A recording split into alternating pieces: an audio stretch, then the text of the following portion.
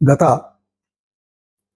5 ఎపిసోడ్లలో భారత సంస్కృతిని గూర్చి, భాషను గూర్చి, సాహిత్యంలో ఉన్నటువంటి గొప్పతనాన్ని గూర్చి మనం చర్చించుకున్నాం.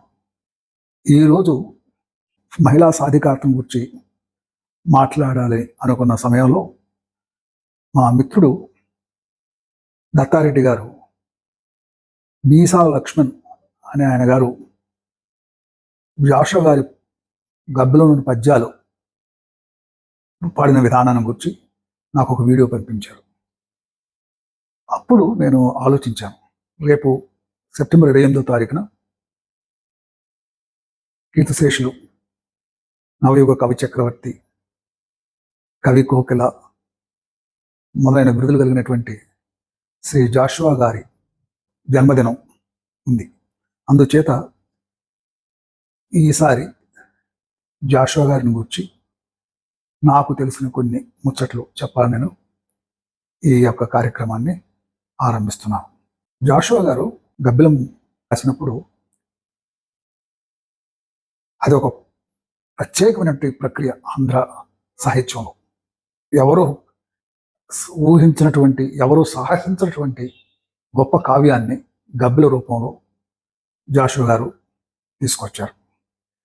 ఆ ముందు మాటలోనే వారు ఒక మాట చెప్పారు, నా ఈ బాధ వినాలంటే కొంత ఆర్ద్ర హృదయం పాఠకులకు ఉండాలి అని చెప్పేసి ఆయన కోరుకున్నారు.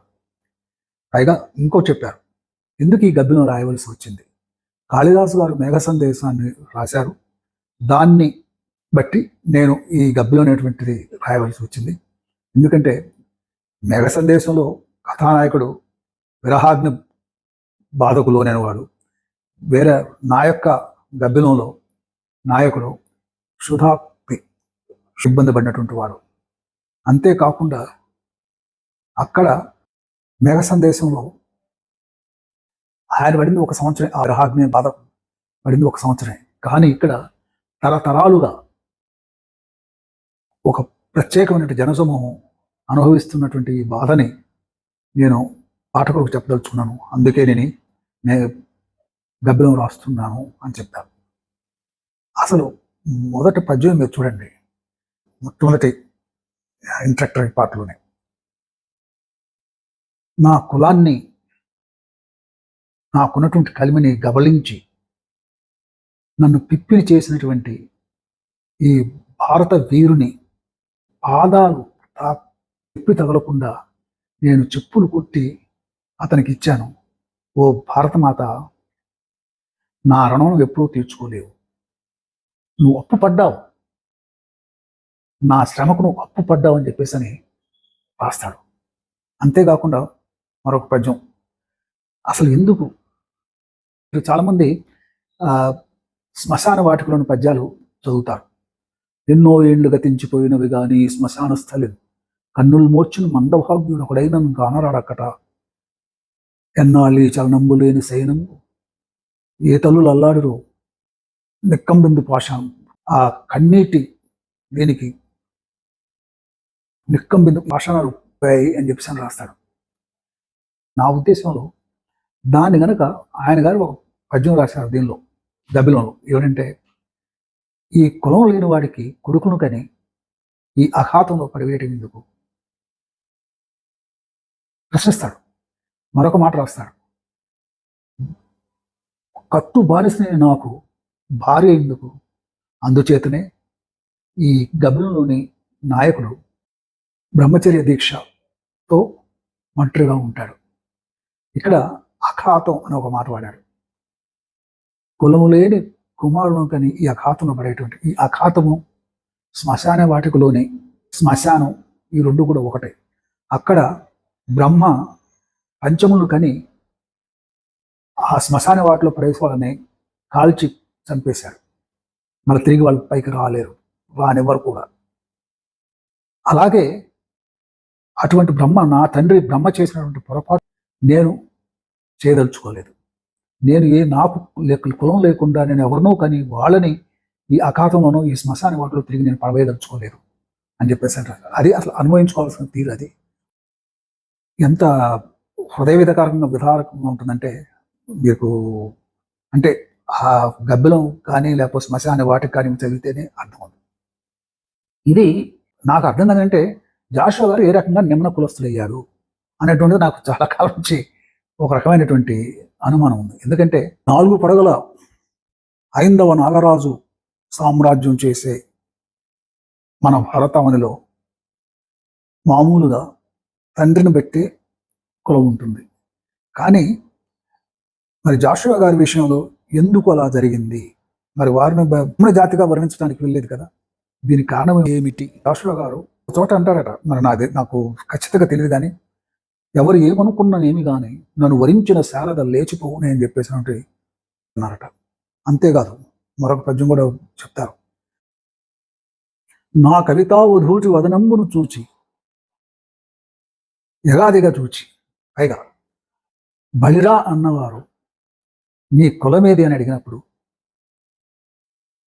బాకును తోపునను కుమ్మినట్టుగా సిగ్గుతో తల ఉంచుకున్నాను పార్థివ చంద్ర అని చెప్పేసి కవి బాధపడతారు. అది ఎంత హృదయ విదారకమైనటువంటి విషయం మీరు గ్రహించమని నేను కోరుతాను. అప్పటి సమాజంలో మరి జాషువా గారు అనుభవించినటువంటి అనేకమైనటువంటి బాధలు, అవమానాలు. ఇంకోటి చివరిలో ఒక చోట అంటాడు, కులమతాలు ఈచుకున్న గీతలు చొచ్చి దిరానికి అలవాటు పడ్డటువంటి వాడు కాదు నేను. నిఖిల లోకమెట్లు ఏ రకంగా చేసినప్పటికీ తిరుగులేదు లేక తరుగులేదు, నేను విశ్వనరుడును అని చెప్పేసి జాషువా గారు అంత ధీమాగా చెప్పగలిగారు. అది జాషువా గారండి. ఇక వారి కవిత సౌరభావం గురించి కొన్ని మనం చర్చించుకున్నాం. కాటి పద్యాలు చాలా మందికి తెలుసు. వాటిలో ముఖ్యమైన ఒకటి, దీపము కాదు సుమ్మి నిల్పిచని ఎనంగత ప్రాయపు ఏ అభాగ్యయో అనేటువంటి ఒక పద్యం ఉంది. ఒక స్త్రీ తల్లి కానీ లేక భార్య కానీ తన యొక్క బిడ్డ లేక భర్త పోయినప్పుడు ఆ సమాధి మీద దివి పెడతాం. అది దీపమందువా అని అడుగుతాడు కవి గారు. దాని దీపం అన్నమా? కాదు. ఏ తల్లి అయితే, ఏ భార్య అయితే తన బిడ్డను కానీ భర్తను కానీ పోగొట్టుకుందో నిల్పించని ఎన్గత ప్రాయపు ఏ అభాగ్యం, ఆవిడ యొక్క హృదయం రగులుతున్నట్టు ఆ హృదయమే ఆ దీపం చెప్పేసి కవి గారు వర్ణిస్తారు. మరొక పద్యంలో కొమ్మరివాణి సారిపై కాళిదాసు, భారవి ఇటువంటి వాళ్ళందరూ కూడా కవులు, గాయకులు వీళ్ళందరూ కూడా మరణించిన తర్వాత ఈ శ్మశానంలో మట్టిలో కలిసిపోయి ఆ రేణువులు ఈ మట్టితో మమైకమయ్యి కొమ్మరి తను ఈ పాత్రలను సృష్టించేటప్పుడు అంత అందమైనటువంటి పాత్రను అలా సృష్టించగలిగాడంటే ఆ మట్టిలో ఉన్నటువంటి ఆ రేణువులో ఉన్నటువంటి ఆ గొప్ప మహాత్యం కవి గారు చెప్తారు. ఇకపోతే వారిది ఒక బ్రహ్మ పిరదవసిలో ఒక్కొక్క పద్యంబు ఒక్కొక్క నెత్తురు బొట్టు చొప్పున తక్కువగా చేస్తూ నేను రాశాను. అయితే బాదుషా నన్ను కనికరించలేదని చెప్తూ ఒక చక్కటి అక్కడ ఒక పద్యం రాశారు. రాజు మరణించే ఒక తార రాలిపోయి, కవి మరణించే ఒక తార గగనమెక్కే, రాజు జీవించు రాతి విగ్రహములయందు, సుకవి జీవించు ప్రజల నాల్కలయందు. ఎటువంటి గొప్ప భావన అది, ఎటువంటి గొప్ప భావన. అలా అసలు ఒక సుకవి యొక్క మనుగడని ఎంత గొప్పగా చిత్రీకరించాడో కవి గారు, మీరు ఆలోచించండి. అలాగే ఇంకొక తాజ్మహల్లో మొట్టమొదటిసారిగా భార్య భర్తని ఎట్లా ఓదారుస్తుంది చనిపోయే సమయంలో. మామూలుగా ఎవరు కూడా భర్త భార్యని ఓదారుస్తాడు, భార్య చనిపోతుంది. కానీ ఇక్కడ భార్య భర్తకి ఓదార్చి అతనికి చెప్తూ సరే చివరికి ఆ అనుబంధం విడిపోతుంది. అప్పుడు ఎంత చక్కటి పద్యం రాజు. రాణి విడిచిపోయే రాజును ఒంటరి చేసి, రాజు విడిచిపోయే రాజ్యరమను, రాజ్యరమయ విడిచే వీరందరినీ రాజులందరినీ విడిచి వెళ్ళిపోయింది. అయితే రాజు విడవలేదు, ఎప్పుడు కూడా అది సుస్థిరంగా ఉంది, ఎంతో గొప్పగా ఉందని చెప్పి కబుర్నిస్తాడు. ఇవంతా భావుకథ. శిశువు అంటే ఒక ఖండకావ్యంలో ఎంత చక్కగా రాశాడు. నవమాసాలు తల్లి గర్భంలో ఉండి నీరు కానీ భోజనం కానీ లేకుండా నువ్వు ఆ చిమ్మ చీకటిలో నువ్వు నివసించావు. తిరిగి నువ్వు బయటకు వచ్చావు. నువ్వు నీ బొటన వేలుతో ముల్లోకాలు చూసి ఎంతో ఆనందాన్ని చెందావు. ఇట్లా కవిగారు శిష్యుల గురించి కూడా ఎంతో చక్కగా రాశారు. మరి ఇవన్నీ భావ కవిత్వం కాదు. భావ కవిత్వానికి వస్తే కృష్ణశాస్త్రి గారిని గురించి మనం మాట్లాడతాం. అభ్యుదయ కవిత్వాన్ని గురించి మాట్లాడితే మరి శ్రీశ్రీ గారు ముందంజలో ఉంటారు. ఈ రెండు ఉన్నటువంటి జాషువా గారికి ఎందుకు సముచితమైనటువంటి స్థానాన్ని ఈ కవిలోకం ఇవ్వలేకపోయింది, లేకపోతే ప్రజలు ఇవ్వలేకపోయారంటే నాకు ఇప్పటికీ అర్థం కాని విషయం. ఇకపోతే వీరి మీద చాలా స్వస్థ సమయభావంలో చెప్తున్నాను, వీరి మీద చాలా చెనుకులు ఉన్నాయి. సారి విశ్వనాథ్ గారికి మరి జాషువా గారికి అలా ప్రపూర్ణ బిరుదు ఇచ్చినట్టున్నారు. ఇస్తే అడిగారు అక్కడ వారు. ఆయన ఏమన్నారంటే, ఏముందండి ఈ రోజుల్లో ప్రజలంతా కూడా గుర్రానికి గాడిదకి వాళ్ళకి తేడా లేదు అని చెప్పి అన్నాడు. అంటే వారంతా మళ్ళీ వచ్చి వీరిని అడిగారు జాషువా గారిని, ఏమండి ఇట్లా అన్నారు కవి గారంటే, అయ్యా నేను మాత్రం గుర్రాన్ని, మరి గాడిద ఎవరో మీరే ఊహించుకోని అని చెప్పేసి చెప్పాడు. అది మరలా తిరిగి విశ్వనాథ్ గారి దగ్గరికి వెళ్ళి అడిగితే విశ్వనాథ్ గారు ఎంతో దాన్ని చక్కగా స్వీకరించాడు ఆ కామెంట్ని. అది అసలు కవుల మధ్య ఉన్నటువంటి ఒక మంచి బాంధవ్యం. అది మీరు ఒకటి, అది చాలా గొప్ప విషయం. అది అంతేకాదు, ప్రపంచం బాగా శ్రీశ్రీ బాగా అని చెప్పేసి అన్నారు. మరి నిజంగా అసలు మన భారతదేశంలోని అధిక జనాభా ఉన్నటువంటి వారి బాధ అంతా కూడా జాషువా గారు తన భుజాల మీద వేసుకొని మరి 10 మందికి నచ్చ చెప్పడానికి, వారి బాధను తిరిగి చెప్పడానికి గబ్బిల రూపంలో ఏమంటాడు గబ్బిలంలో, అమ్మా నువ్వు ఈ కుటీరానికి, ఈ నిర్జీవమైనటువంటి ఈ కుటీరానికి వచ్చావు, నీకు ఇక్కడ ఏమీ దొరకదు, నువ్వు ఎక్కడ ఉండవలసిన దానివి, గుళ్ళు గోపురాల్లో ఉండవలసిన దానివి, నువ్వు పరమేశ్వరుడు చెవి దగ్గర ఉంటావు, తలకిందులు తపస్సు చేసినప్పుడు నువ్వు ఉంటావు, కాబట్టి నా ఈ బాధల్ని ఆ పరమేశ్వరుడికి చెప్పమ్మా అని చెప్పేసి చెప్తాడు. అంటే అంతవరకు వెళ్ళాడు. యొక్క బాధల్ని, ప్రజల బాధల్ని, అనగారిన జాతుల యొక్క బాధల్ని ఆయన గారు తీసుకెళ్ళాడు. ఆయన సమాజాన్ని గురించి కూడా బాధను వ్యక్తం చేశాడు. ప్రతిమలకు పెళ్లి చేయడానికి 100,000 ఖర్చు పెట్టినటువంటి ఈ జనసమూహం పేదవాడి ఆకలి తీర్చడానికి ఒక చిల్లి గవ్వ కూడా వేయరు, అటువంటి సమాజం మనదని చెప్పేసి అని ఆయన బాధపడ్డాడు. ఒక మాట అంటాడు గాంధీ గారిని గురించి, గాంధీ గారు దుడ్డు కర్ర రాట్నం పట్టుకొని బయలుదేరారు. ఎందుకో తెలుసా, ఈ బడుగు జాతి వారి యొక్క కన్నీరు మున్నీరై వరదల పాలై మరి ఆ దావానలం లాగా దహించిపోయేటువంటి సమయం వస్తుందని తెలిసి ఈ గుజరాత్ ముసలి శక్తి ఈ రకంగా ముందుకు వచ్చాడు అని తన బాధని వెలుబుతాడు. అది ఒక రకంగా మనం గాంధీ గారి ముందు చూపు అన్నామా, లేకపోతే గాంధీ గారిని పొగిడాడు అన్నామా, మరి నాకైతే తెలియదు. అది విఘ్నులు మీరు ఆలోచించాలి. ఇన్ని పొందినప్పుడు కూడా నేను ఎంత చెప్పినా కూడా కొన్ని విషయాలు మీరు తప్పనిసరి చెప్పాలి. చల్లపిళ్ళ శాస్త్రి వెంకటశాస్త్రి గారు, తిరుపతి వెంకట కవులు, వారు క్రింద కూర్చొని జాషువా గారికి గండపిండేరని అడిగారు. అది గొప్ప విషయం కదా.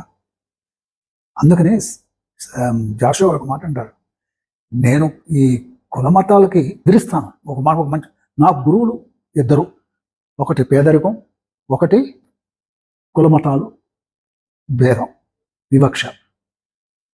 పేదరికం నుంచి నేను సహనాన్ని నేర్చుకున్నాను, ఈ కులమతాల చిచ్చు నుంచి నేను ఎదిరించటం నేర్చుకున్నాను, కానీ బానిసల కాలేదు సుమా అని ఒక మాట అంటారు. అది కవిగారి యొక్క గొప్ప విషయం.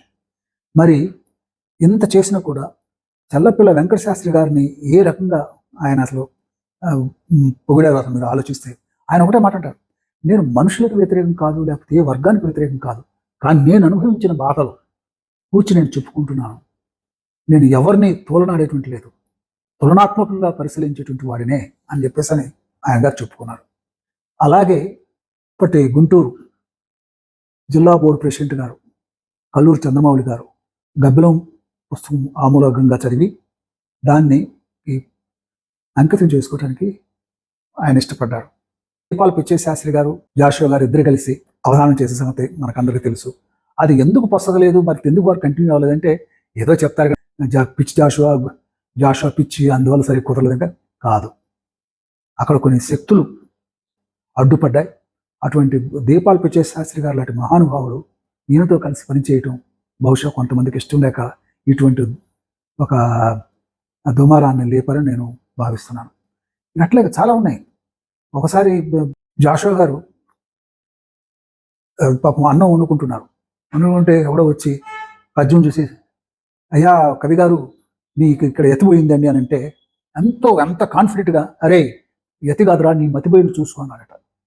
అటువంటి గొప్ప పట్టు ఉన్నటువంటి, సాహిత్యం మీద పట్టున్నటువంటి జాషువా గారిని, మరి వారిని రచనలు ఇంకా మనం ముందుకు తీసుకెళ్ళాలి, ప్రజల్లో చైతన్యం కలిగించాలని చెప్పని ఎవరైతే ఆయన్ని మావాడని హత్తుకుంటున్నారో అది చాలా పొరపాటు చేశారు. ఎక్కడో ఉండవలసినటువంటి జాషువా గారిని, విశ్వనరుడు అని చెప్పుకున్న జాషువా గారిని ఆయన కింద స్థాయికి తీసుకురావద్దు, ఆయన అక్కడనే ఉండనివ్వండి. ఆయన ఒక మహానుభావుడుగా మనం 10 మంది కనిపించేలాగున 10 మంది ఆయన బాసటగా తీసుకొని ఆయన యొక్క ఉద్యమాన్ని ముందుకు తీసుకెళ్లేట్లుగా చేయగలిగినాడే నిజంగా మనం నిజమైన నివాళులు జాషువా గారికి అర్పించినట్లు అవుతుందని నేను తెలియపరుస్తున్నాను. పోతే ఇక వచ్చే ఎపిసోడ్ అని కూడా దాదాపుగా మహిళా సాధికారత మీద కొన్ని ఎపిసోడ్ చేయాలని చెప్పి అనుకుంటున్నాను.